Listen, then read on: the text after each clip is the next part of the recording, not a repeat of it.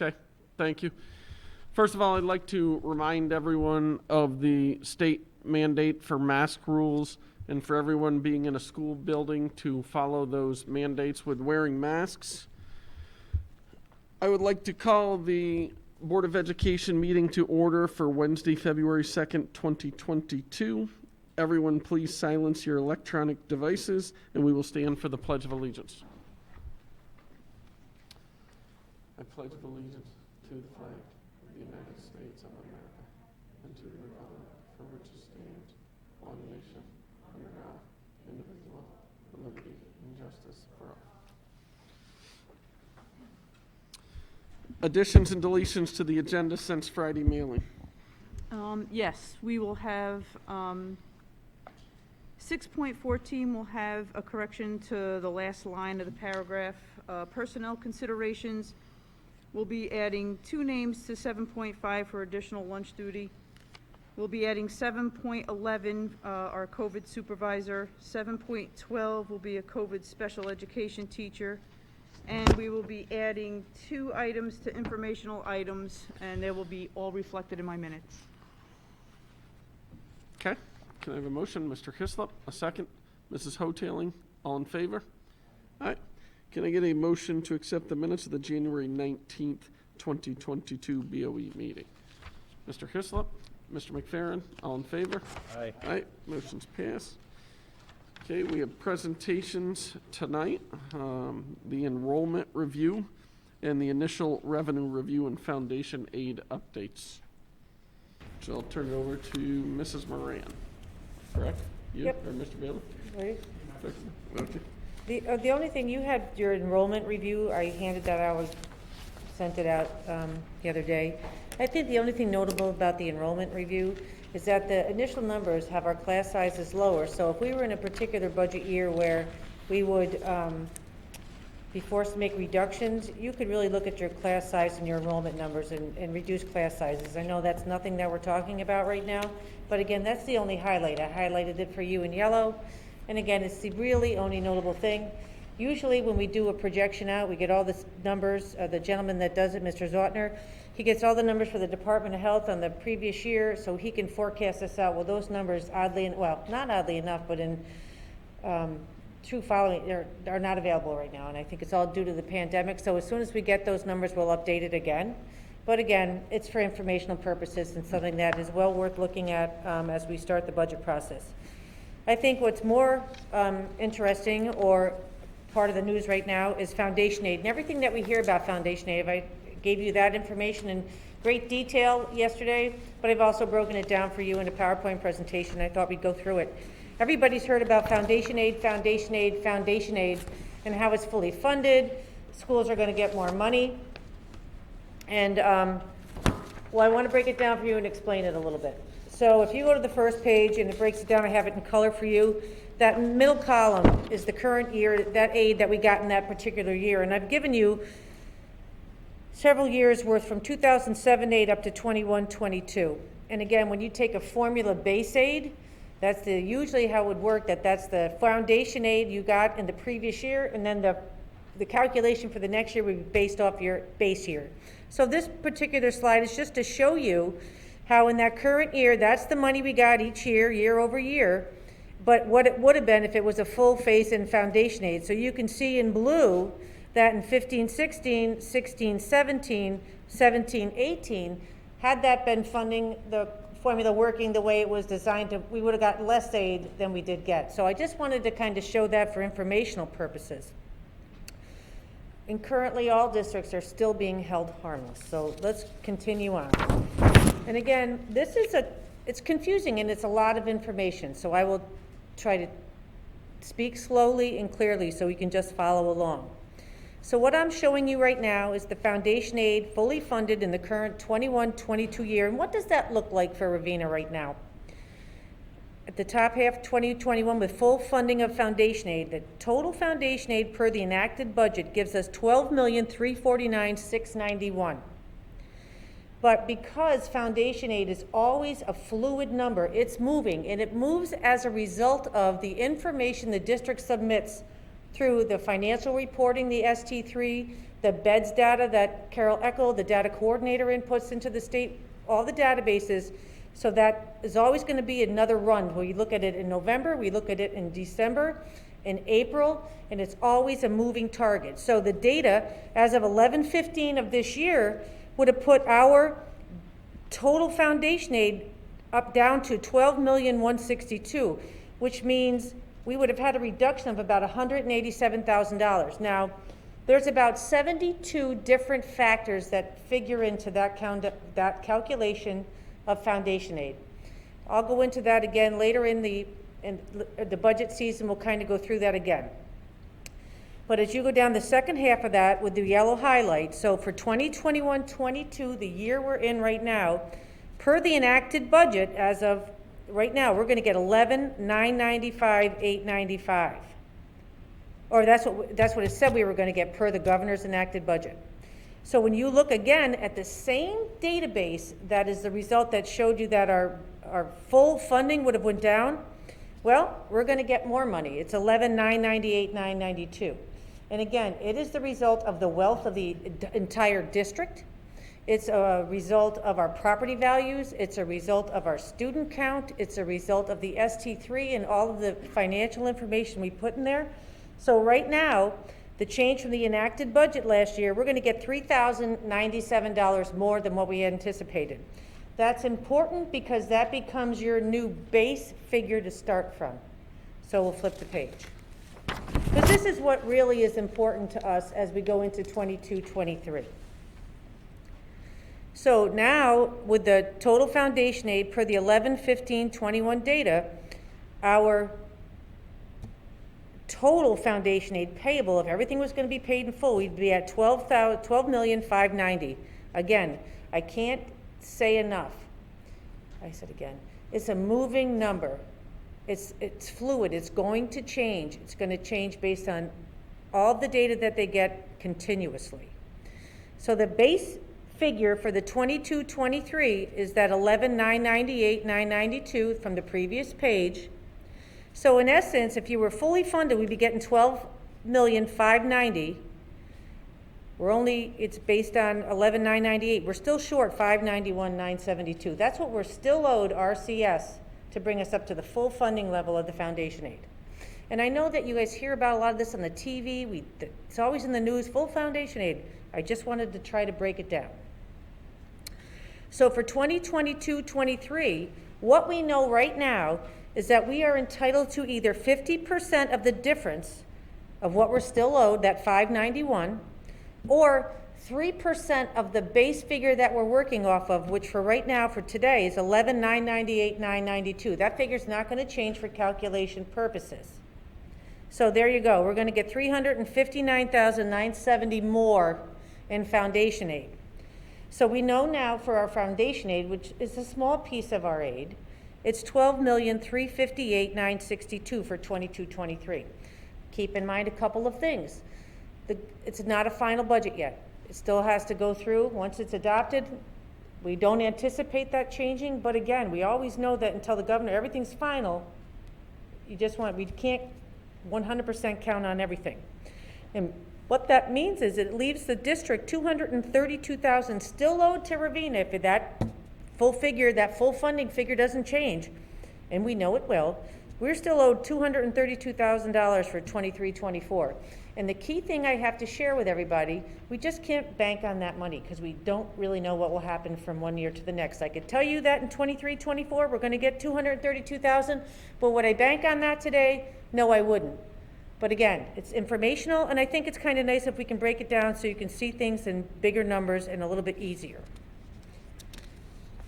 I think that's the message that the district superintendents are getting. You can't count on, you can't automatically bank on that figure for the following year. So then I thought I would share with you an executive budget comparison just on state aid. This is not our full budget figure or full revenue, but I thought you could see the differences. There's your $12 million at the top on foundation aid. Universal pre-K, well, you're going to see that now. We do back that out of the number because that is accounted for in the federal fund, but I'll show it to you here for data purposes. Boci's is a little higher. We knew that. High cost aid, little higher.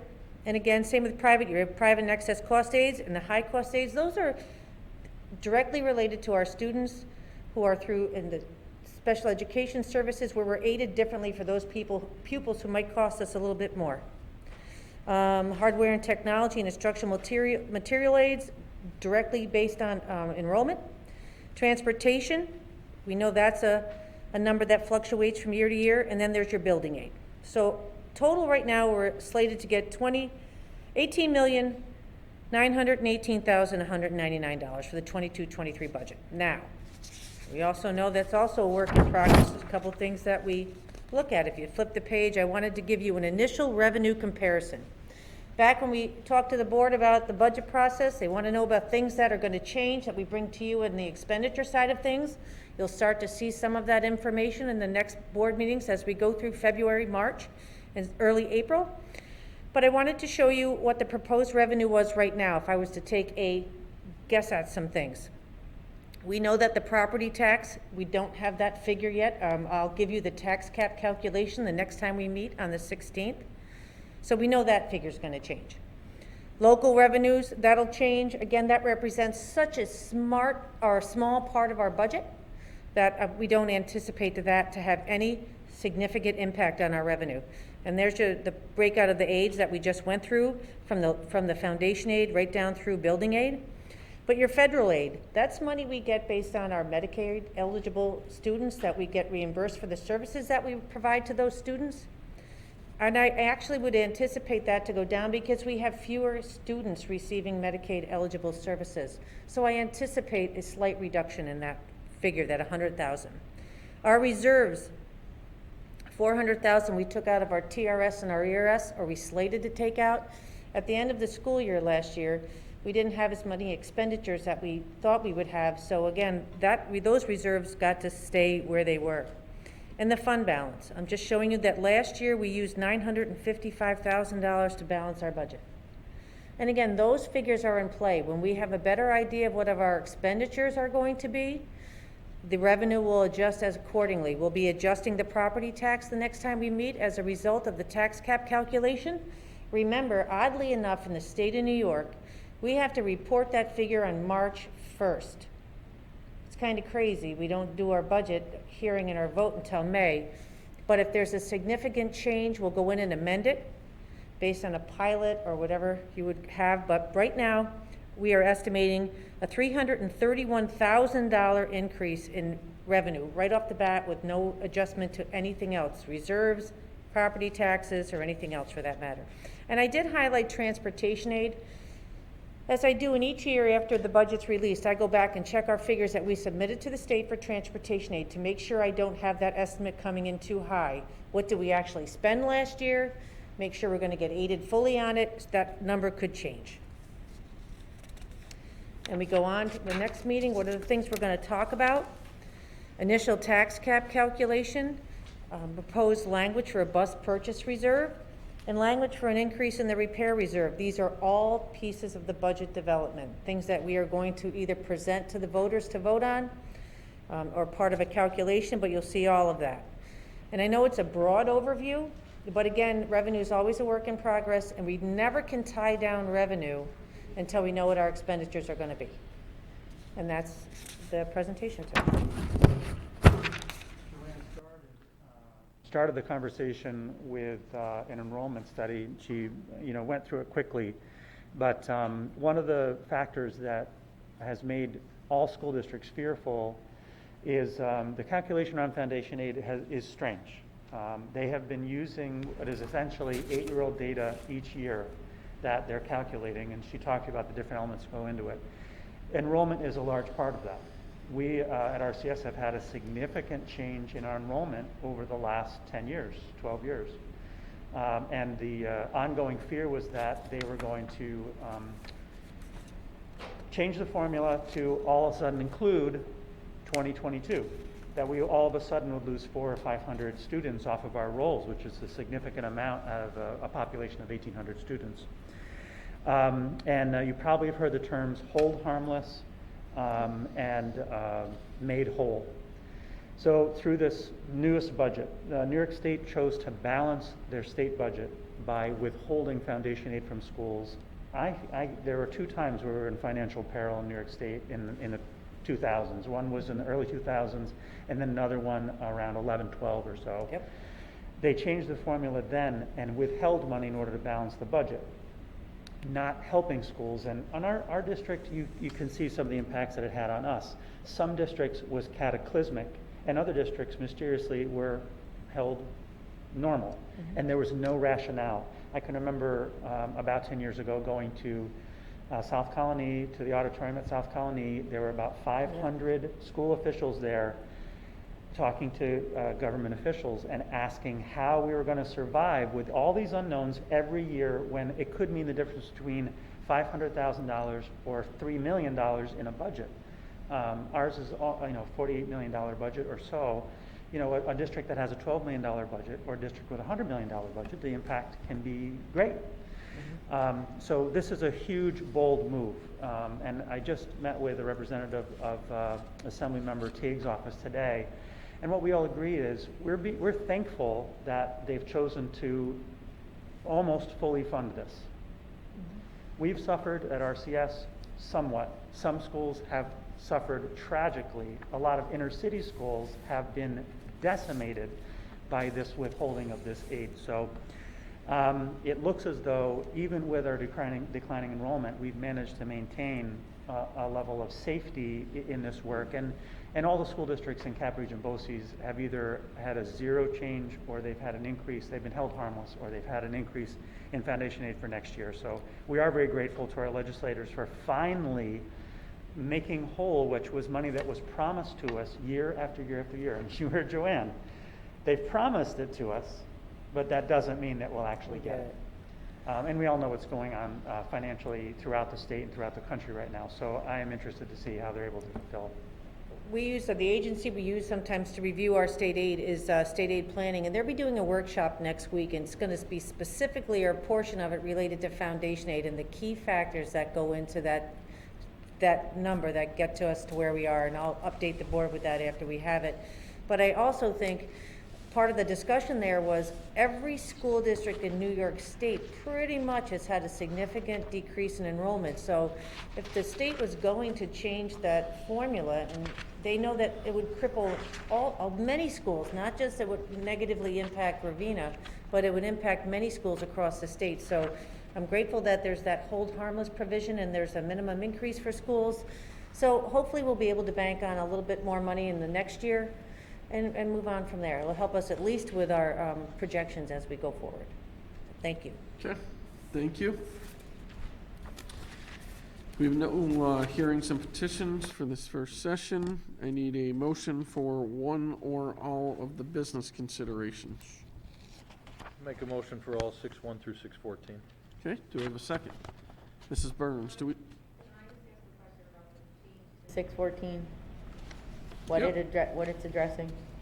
One of the things that the district is starting the process to is to be able to accept payments for fundraising, continuing ed courses, and other means for parents in our community to be able to pay with an electronic means.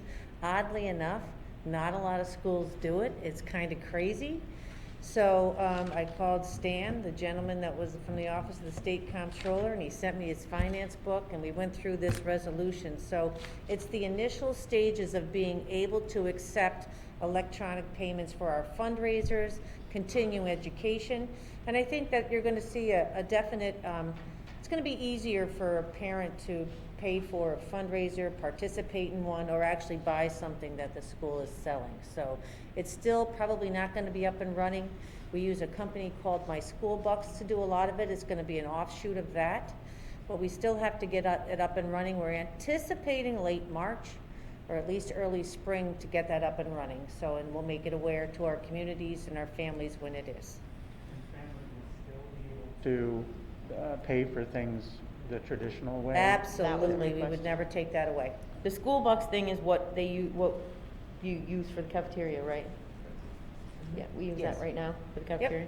Right. And we'll have an ability for somebody to go in and they'll be able to, we won't start it off with every fundraiser right off the bat. We're gonna make it a small thing, and we're gonna, you'll be able to pick a prom ticket, you'll be able to buy a prom ticket online, or we'll try to target those bigger fundraising events at the end of the year to make it, because I know I never travel with cash. I would love it if somebody could just, I could swipe Then it's somewhere. gonna add a fee onto each transaction. That's the whole part of that change, because that fee is gonna be assigned to the user, the person that decides to go in and make that electronic payment. We're not gonna transfer the fee to the club or the district. It's gonna be borne by the person that's using the service. So, Mr. McFerrin, if you wanna buy something with your debit card, they're gonna tell you it's $2.50, that your total transaction would be increased by $2.50.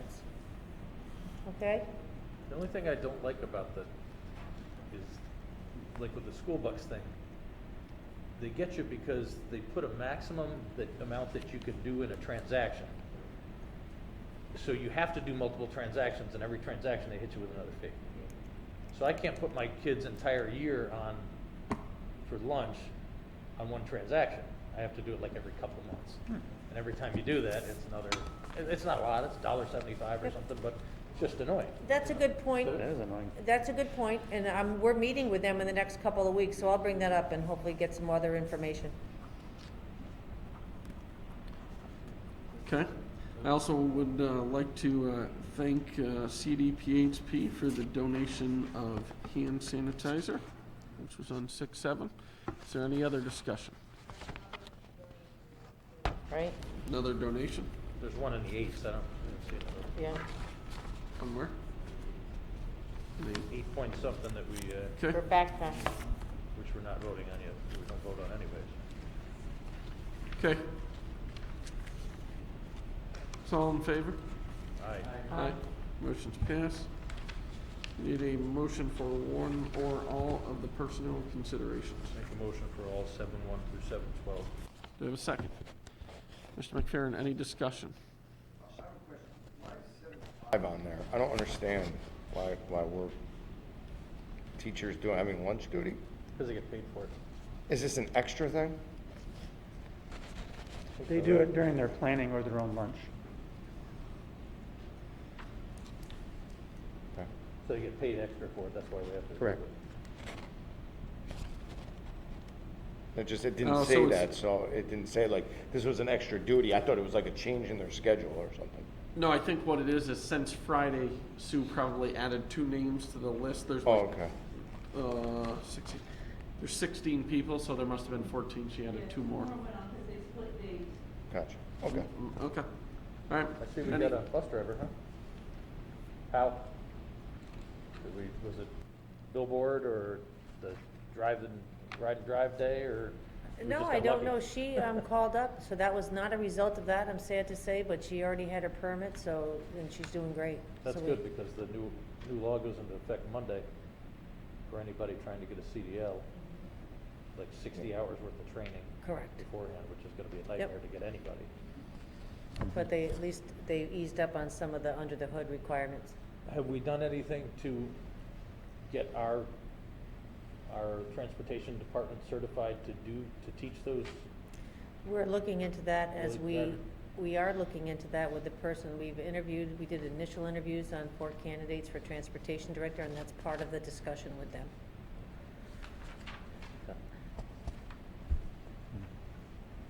We good? All in favor? Aye. All right. Motion's passed. 8-1 through 8-3 is informational items. I would like to thank the $2,500 donation to the RCS backpack program through the Regional Food Bank, which was sponsored by Capcom Federal Credit Union. So we thank them for that donation. Special reports. I have nothing to report. Any other board members have anything they would like to report on? I will turn it over to Dr. Bailey. Since we were just talking about foundation aid and preparing for our budget process, I put on your table there a Boci Snapshot. It's this color thing. And Boci's produces this for us each year. The parts that are relevant to us are really the front page and the inside of the second page. And the rest of it is just really basic articles about the program they include. So it's important to note on the cover there, and I'll read it out because not everybody has access to this, but Boci's aid generated for the district last year through the services they provided was almost $1.2 million. And we are aided at approximately 48 cents. So every dollar we spend on a Boci's program, that could be CTE, it could be a service provided to the business office, it could be instructional assistance, we get back 48 cents in the following year. So, for instance, in this budget, we use that $1.2 million in revenue to help balance our budget, right? And this year, we have an estimation of the amount of money we're spending with Boci's, so we'll know what money we're getting back next year. And our spending toward Boci's programs are approximately 5% of our overall budget. That's a lot of money. If you think about it, it's about $2.5 to $3 million each year. Well spent. We spend almost $1 million alone in the students enrolled in our CTE program. And the district share of their administrative budget is 2.78%. So if you go to the inside, the blue box in here, it's the long, lengthy list of all the different programs that we utilize. We always talk about career and tech, Boci's programs through career and tech. We occasionally talk about special ed programs through Boci's. It is a small portion of our investment with them. We use them for all types of services. And the great news is that in the event that, for instance, we lack a staff member in our midst to be able to do a specialized service, we can have Boci's assist us. As for instance, they were here assisting us today in a business office audit to determine, our processes, our efficiency, and our staffing. But that, you see the list. Management includes cooperative bidding, so consortium bidding that we do is through them. We work with them for just a small portion of communications right now, even though we don't have their on-site person working with us to the same extent. We still use their in-house. So they're printing our calendars, they're printing newsletters for us. They're assisting us when we have large-scale, very public or difficult public relations things to deal with. They're very helpful with that. They do our sub-calling service and things like that. There's lots of educational support, and in the summertime, we very frequently are using Boci's consultants. They come in, they teach 30 of our teachers on a certain thing, and we pay them for the day, and we get our 48% reimbursement the following year. And they also help through their computer systems, immense support through NARIC. Our phone systems, some of our network infrastructure, our internet is provided through them.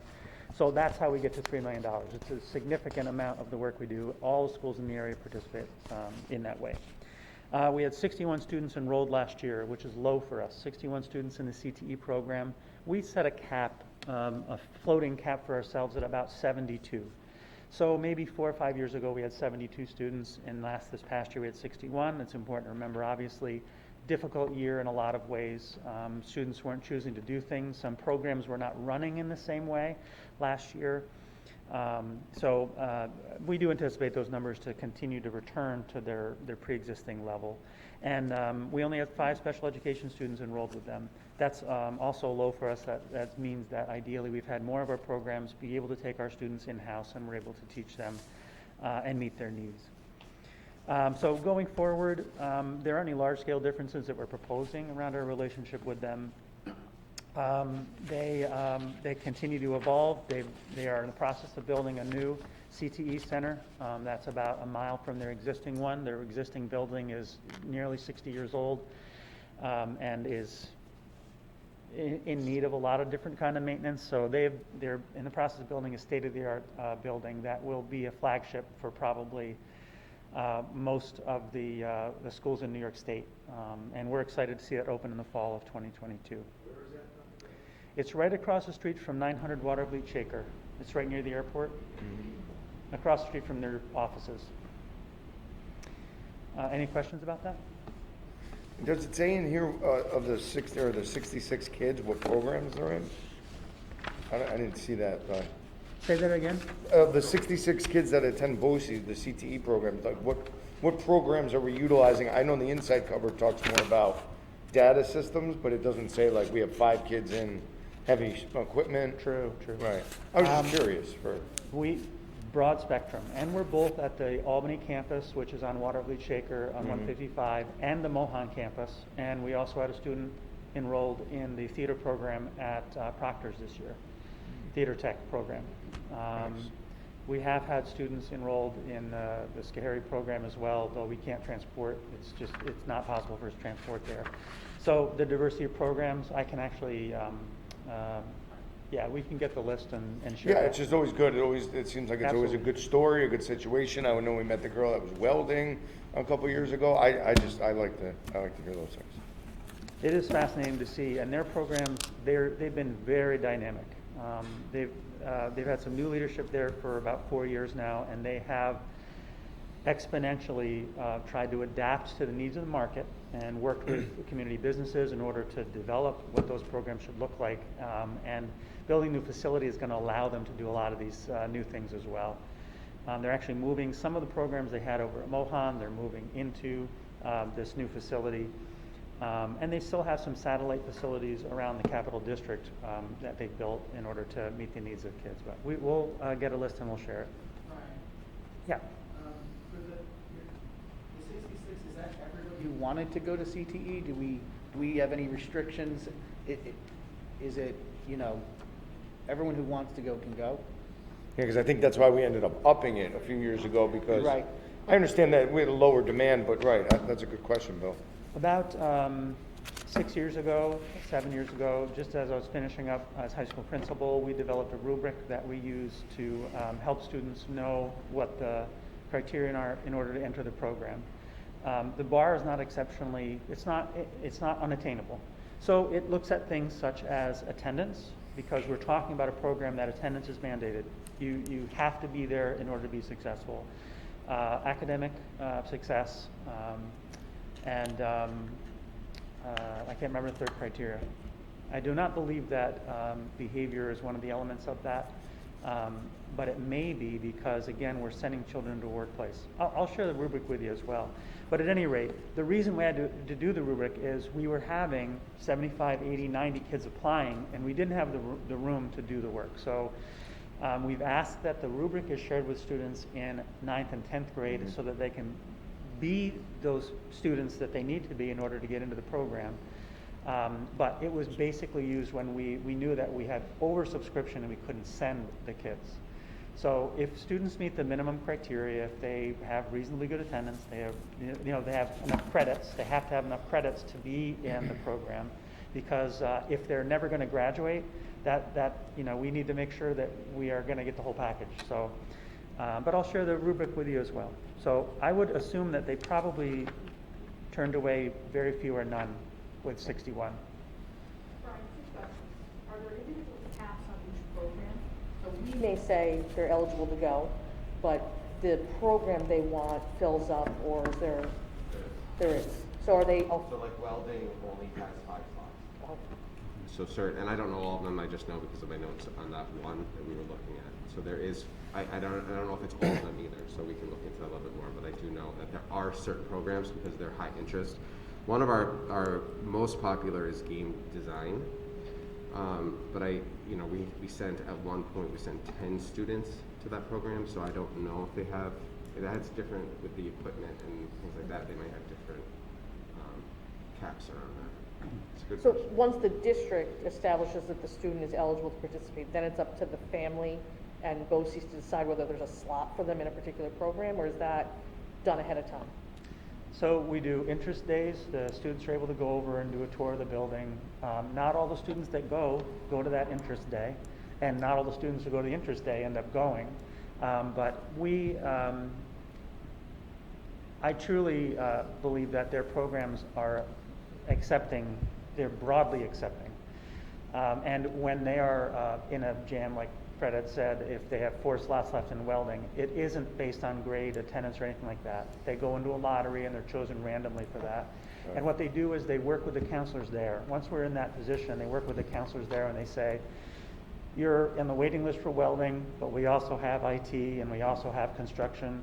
What would you like to do in lieu of that? And they work with our counselor to make sure that they're programmed. We rarely have a student who says, they don't have welding, I don't want to go.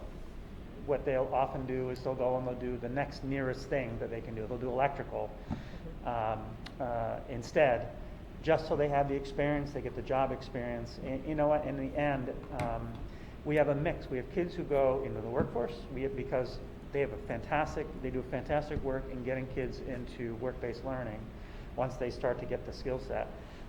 They go into the workforce, they go into the union shops, and they learn their craft so they can get the certification that they need. Or they just go off and go do something else. And it really is a mixed bag. I'd say it's 30, 30, and 30. You'd be surprised. Someone goes all the way through the cosmetology program and they go to school for engineering.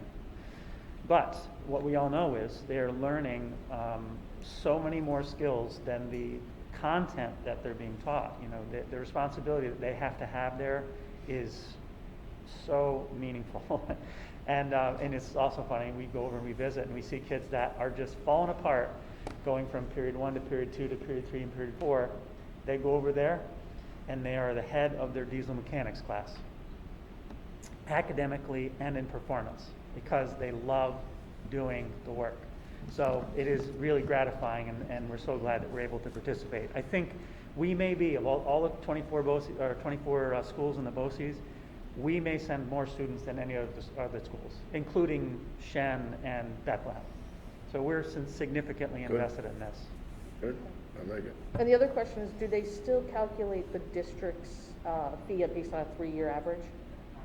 Oh, it's 5-year, okay. They do. And because our numbers have been low over the past 2 years, our average is lower than 72. It's like 65 or something, 66, 65. I just signed off on the form. I was surprised how low it was. So as it ebbs and flows, what she's referring to is they bill us for a 5-year average. So we could choose to send 90 kids next year, and they'd average it into the last 5 years so that it levels out our, the payment we'd have to incur. And that's how we were able to go to 72. We went from 66 to 72. We went up by 6 students, but we were able to average it out with the 5 years beforehand, and it wasn't as big a financial impact on the district. So it works negatively the other way, of course. If we have 72 consistently and we drop to 50, we're going to be charged, and have to drop down. So you get it both ways.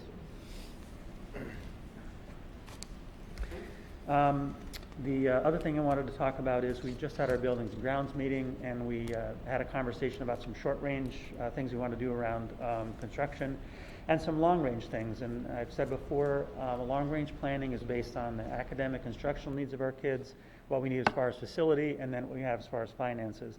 So in the next month, we're going to be developing a committee that will be inclusive of some of our members of buildings and grounds, as well as the public and staff members, to help us decide larger scale what we'd like to do over the next 5 years, including a potential referendum and building project as soon as the fall of next year, to be able to go out to vote. So we'll be forming a committee around that.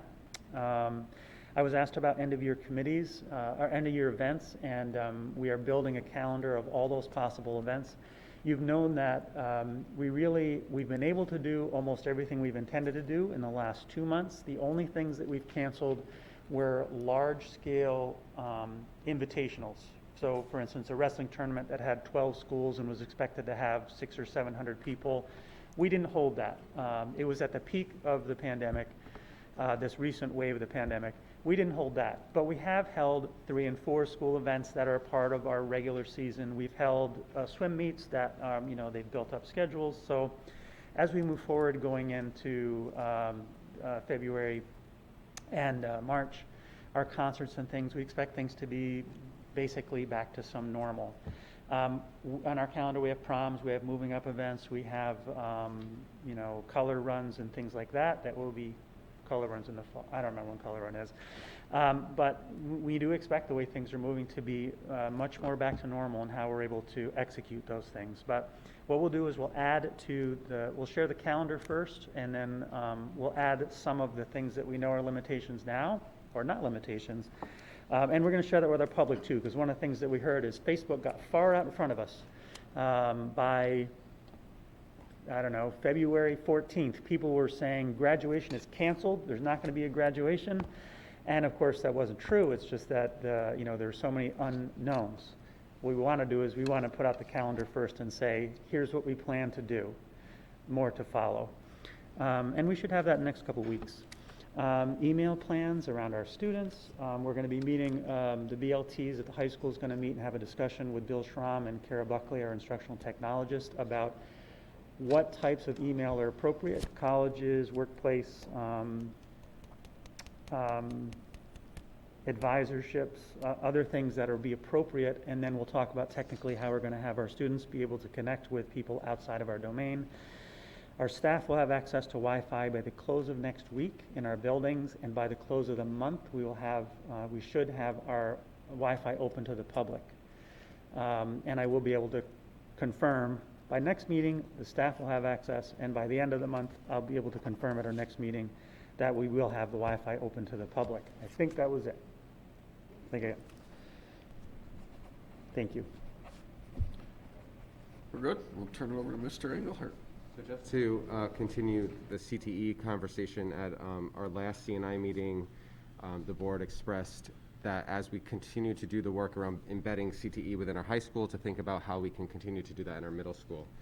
So I just want to report out that Ms. Capiz, who has a background in CTE administration, brought a team together to have that conversation. So we had some great ideas on how we can support the pathways we want to do at the high school, and also maybe get 8th graders CTE credits so they can go into high school with that already. So some really great plans around that. And I did share with Dr. Bailey the CTE data for Mr. Ross, so that we can share that with the board as well. And if we want to present out on that, we can do that as well. And part of that is because we wanted to collect the data to see what our kids are interested in and think about how we embed more of that within our own programming.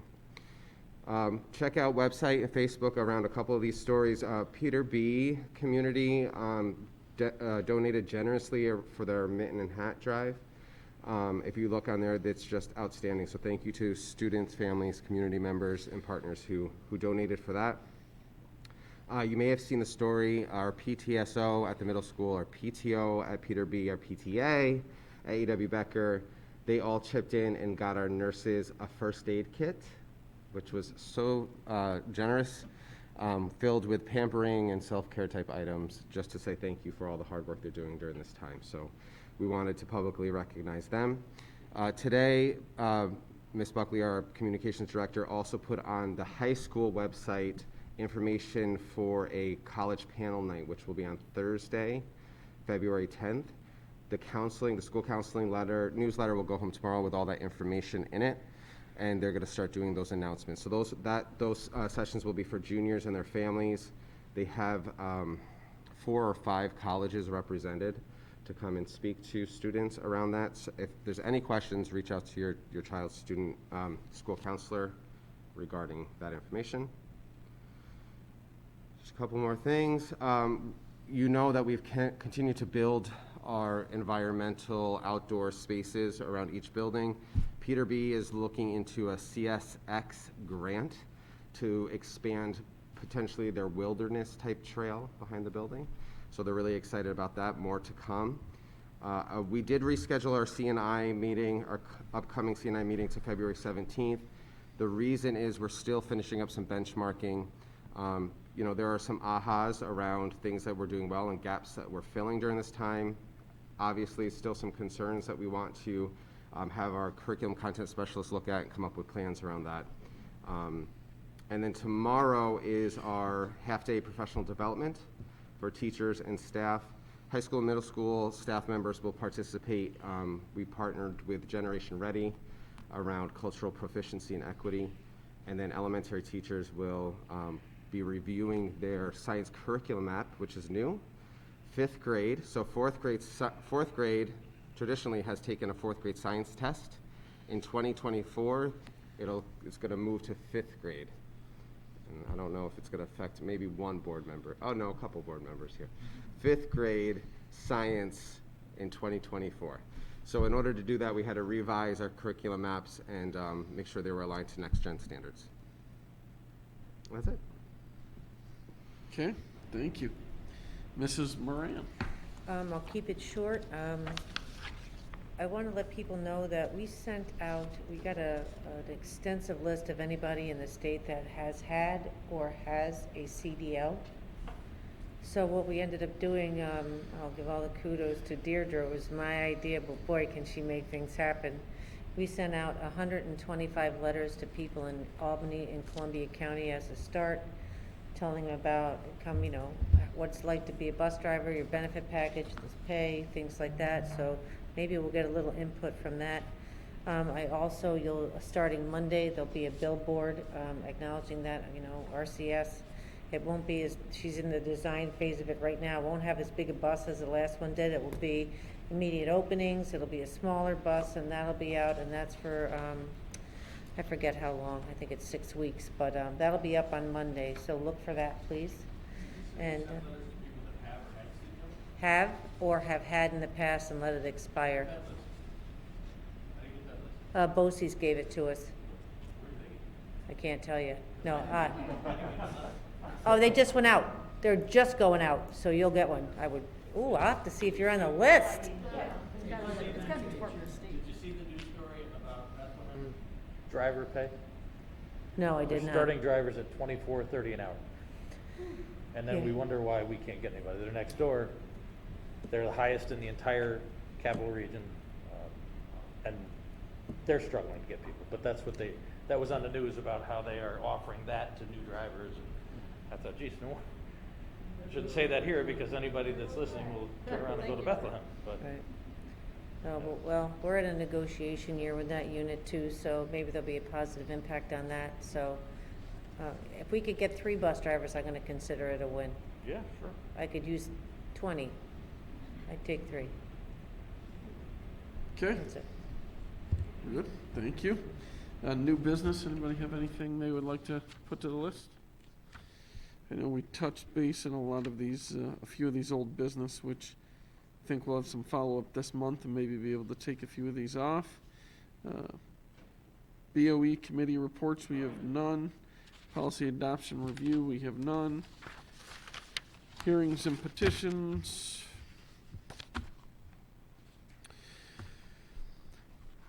So for hearings and petitions, we want to ask that all comments be addressed to the board from the podium or the microphone set up.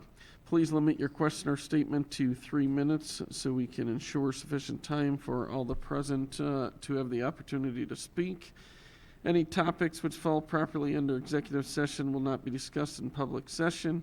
Please limit your comments to 3 minutes. And we will call up Anna Hoffman first, please.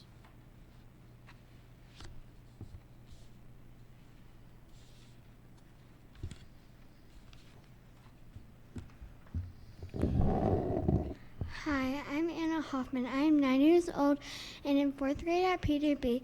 I would like to talk about how the mask policy is not fair. When I wear a mask, I cannot breathe and I feel sick. I was sent to the principal's office because I was not wearing my mask in the hall. I was so nervous that I cried when I got down there.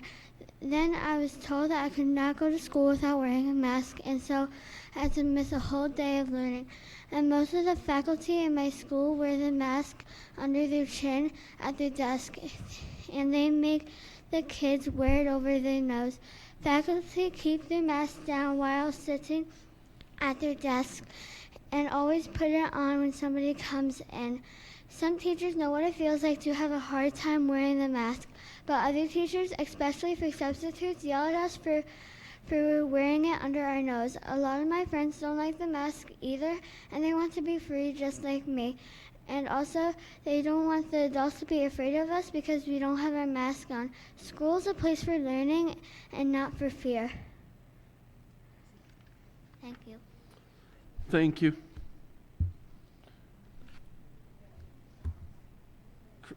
Chrissy, you want to go next? Hi.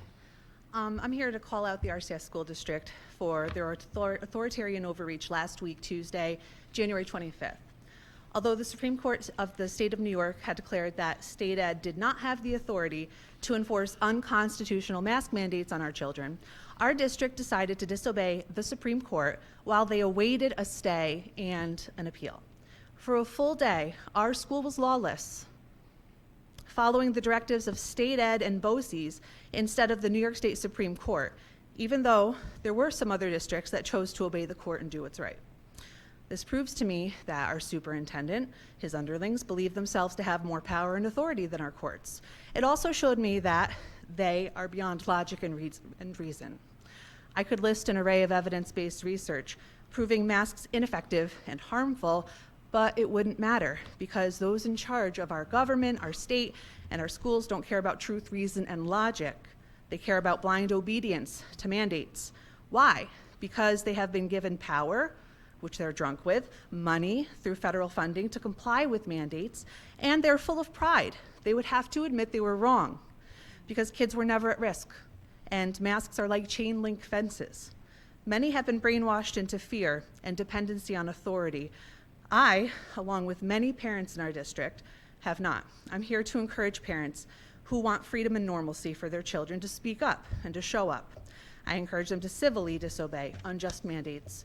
I encourage parents to hold our superintendent and principals and Board of Ed accountable for the damage they've done to our children since March of 2020. That's right, we're coming up on the 2-year anniversary of our country becoming a dictatorship. 2 weeks to slow the spread has turned into 2 years to stop all sickness by taking away our God-given right to liberty. Let's end the madness. Let us begin by demanding the resignation of Mr. Bailey and all who acquiesce to his tyranny.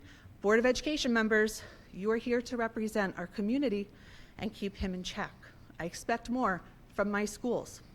That so many of us obey completely irrational orders raises the question, what irrational orders from authority would we not obey?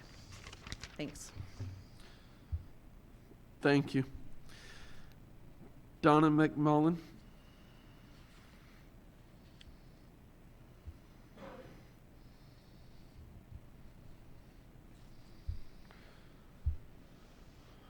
I'm sure everybody knows why I'm here. It's hard, hello everyone, and I cannot believe that I'm here 2 years later discussing the same exact problem, but here we are. On January 25th, the New York State Supreme Court judge ruled that Governor Hochul's mask mandate is null, void, and unenforceable. Even though New York State has extremely high crime rates, massive unemployment, homelessness, poverty, and many problems facing the state, Hochul's priority was to jump in a helicopter and fly to Brooklyn to get a friendly judge to issue a stay on her illegal mandate. Her priority was to make sure our children kept struggling and bearing the burden of wearing masks all day in school, on the bus, at their sports events, and any time inside school buildings, rather than face the true problems of this state. Equally alarming was this district's immediate response to illegally follow her mandate. Some of you are parents, and you know how miserable it is for your children, yet you continue to follow it because you're told to. You are basically really good people enforcing really bad policy. So the only conclusion we can reach is that there is a benefit for you to obey the tyrant Hochul. It has come to light that this district has put a dollar amount on every child's head. Our children seem to have been treated like cattle, and if you were paid to continue for misery of every RCS student from pre-K through 12th grade for financial gain through state and federal grants. And here is why I believe this to be true. On March 27th of 2020, Congress set aside $13.2 billion for CARES Act, which is the Coronavirus Relief Aid and Economic Securities Act for the Elementary and Secondary School Emergency Relief Fund, known as ESSER. Adding to the pot with more bribe money for school districts was Centers for Disease Control, with an additional $10 billion. This money was awarded to state educational agencies such as New York State Department of Education to distribute to every school district that would comply with every aspect of the illegal mandates. Masking, testing, all of it, quarantine. On January 5th of 2021, the Coronavirus Response and Relief Supplemental Appropriations Act, the CRISA, provided an additional $54.3 billion for elementary and secondary school emergency relief fund. On March 11th, 2021, the American Rescue Plan added to the ESSER fund with an additional $122 billion for elementary and secondary schools to force continued compliance with the coronavirus mandates nationwide. It is not about health, it's about money. Recently, the CDC director finally admitted that cloth masks do not prevent the spread of viruses, and the N95 mask cannot and should not be worn for long periods of time because our lungs need oxygen. What a revelation.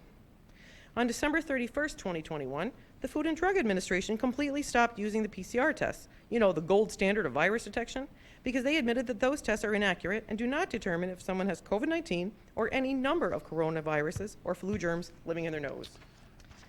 The accuracy of the test... Please finish up. Okay. The accuracy of the test was at best 50% of the time. So all we did was fill up American landfills with masks and nose swabs from China. The goal was blind obedience, and our children paid the price. This district made a mistake accepting government funds in exchange for compliance of unconstitutional mandates. But you can fix it. It's never too late to do the right thing. Thank you. Thank you. Mike Robbins.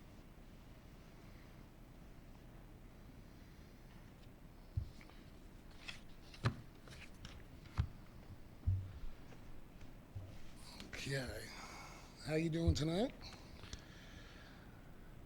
I can't say it any better than they did. They're exactly right. Not one of you are wearing a mask that works. If you've ever been trained by OSHA, and I guarantee I have, not one of those masks will prevent COVID. Guaranteed. You want to follow something, don't be a lemming. Don't follow blindly and jump off the cliff. Lemmings don't really do that. You know that, right?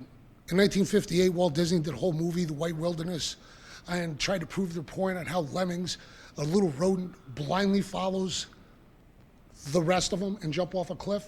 When they didn't do it, Walt Disney actually took them and threw them off the cliff for their movie. You people on this school board represent the public and the community.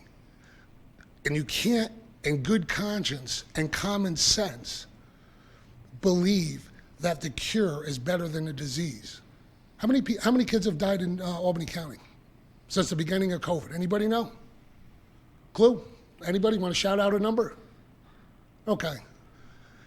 Under the age of 25, less than 5 people have died in 2 years. Funny thing is, I didn't see you guys mandating life preservers because drowning kills kids 300% more than COVID. You know what, car accidents? They're like 650%. You want to talk about childhood cancer or any of the other things that kill kids? It's statistically 0 for kids to die. For kids to die, it's 0. And the negative impact on our children is kids with speech problems, hearing issues, breathing issues, learning, reading teachers' emotions. Are they happy with them or are they sad with them? You guys have every right to demand and send a letter to the governor demanding that schools not be mandated to have masks for our children. Every study on the planet's proved it. The CDC is now saying it. They're finally admitting to it. Everybody else has known it.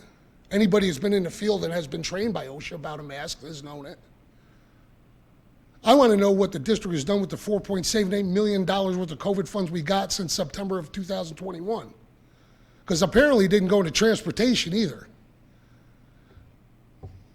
Like one of the board members here stated, Bethlehem just put a thing out and it's $24 an hour. That's with benefits and retirement. That is not a new number. Greenville's been paying $23 an hour for 3 years now. Please finish up.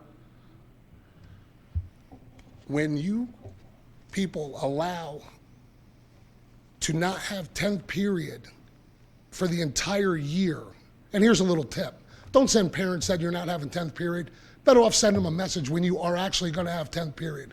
How's about homework club at Peter B. that has stopped since Christmas? That doesn't only affect the kids. Talking to Matt Miller gave me a different perspective. We butted heads in the past, but I still respect the man. But it also affects our teachers as well. So when you people finally get a grip on getting our kids to and from school, which you didn't do the other day with 5 routes, 3 buses and 2 different routes, that was illegal. Illegal. State Education Department 3635 specifically says every student equally has to be transported back and forth. You can't just choose who you don't want to pick up or drop off. And by the way, the message that's saying you weren't going to pick up or drop off didn't come out till 11:24 that day, a.m. I feel like we're living in a contingency right now, under a contingency budget. Keep acting the way you're doing and find out what happens. Thank you. Bill McMullen? I'd like to pass my time to my wife. Hi again. I want to share Hey, a cop. Hold on, we're not gonna do that. Oh, I have to just share, I couldn't give you this paper. That's what I was trying to give you. Yeah, I- we're not gonna share time. Well, that's how it actually works, you know? In real forums, that's how it actually works. Well, No, actually, we don't even need to have hearings and petitions. It's I mean- actually volunteer that the board actually allows it. then every other district is different than this. But here is just something I want to show you. It was a letter from 31 different districts, if you would look at it, who actually did write a letter to Hochul. And it's a New York State Assembly showing how she just keeps taking more of her rights. That's what's happening.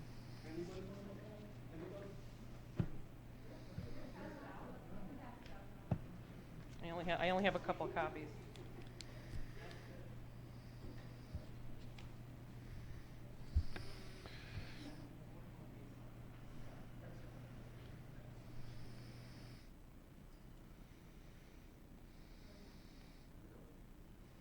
Yeah, I already have them.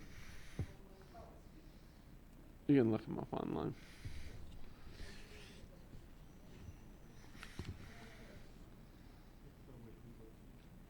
What's that? Oh, they're letters. Yeah, I've seen the letters from Long Island. There's letters from lots of school districts. You can find them on. Okay. Upcoming activities. Our next BOE meeting will be on February 16th. February recess is February 21st to February 25th. And BOE petitions will be available online and in the district office on February 21st, 2022. We have no reason to go into executive session. A motion to adjourn. Mr. Engel, Mr. Ross, all in favor? Aye. Aye. Thank you.